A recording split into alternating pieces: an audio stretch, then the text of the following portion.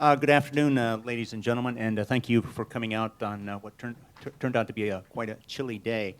And if you've been here for any amount of time, our guest probably doesn't need much of an introduction, but most recently he was known for the very critical report that was drawn up by the Diet regarding the Fukushima accident. That was the National Diet of Japan Fukushima Nuclear Accident Independent Investigation Commission. In the report, he sharply criticized the regulators and the utilities, as well as others, saying it was the disaster was a profoundly man-made disaster that could and should have been foreseen and prevented. Today, he's coming to talk about his new book, looking at regulatory capture. And we were talking about the contents of the book earlier.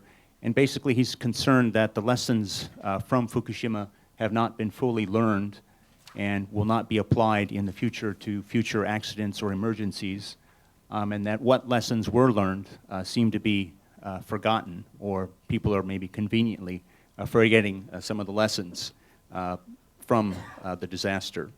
Thank you for inviting me, or not invited, but just came because of some like sharing the lesson, and whether do you feel Japan has really changed and try to learn the lesson from Fukushima. There are about 440 nuclear plants in operation. Some are on the rest in the world. About 70 to 80 are under construction. And what do you think?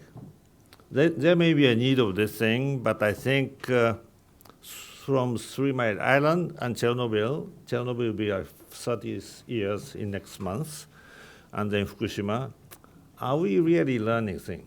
And Japanese government are willing and try to learn and share the lessons from Fukushima with the rest of the world?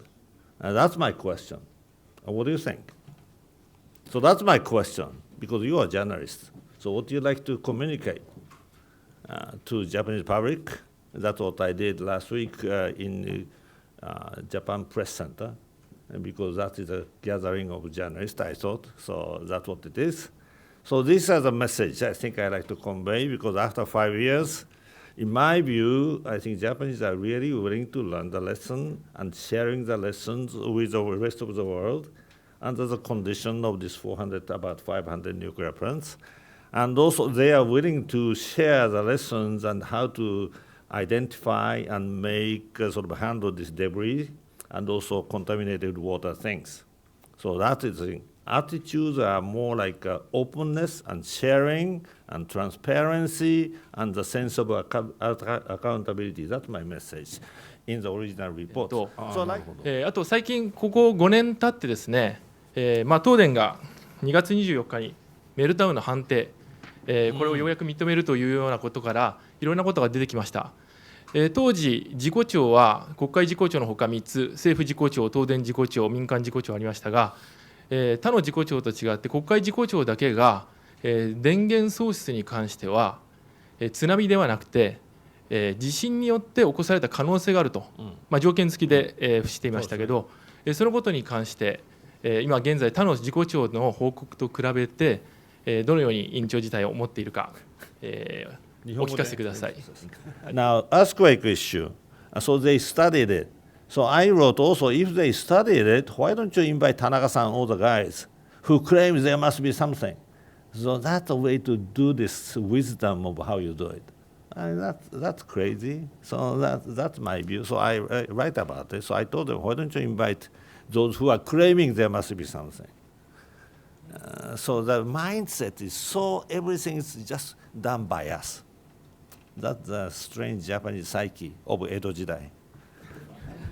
And also earthquake thing, I think we have no direct evidence, but suggestive evidence from some sort of hearing from workers at that time, and video thing, and particularly plant number 1 was sort of some potential.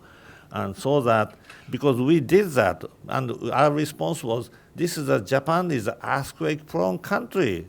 So at least this is a reasonable for government and also utility company to study, are they really, this may be a weak point of this or that. I think that's a sort of matter of accountability of Japan, because we suggested the possibility of this earthquake had blackout already in number one plant, so that why don't you just check every plant?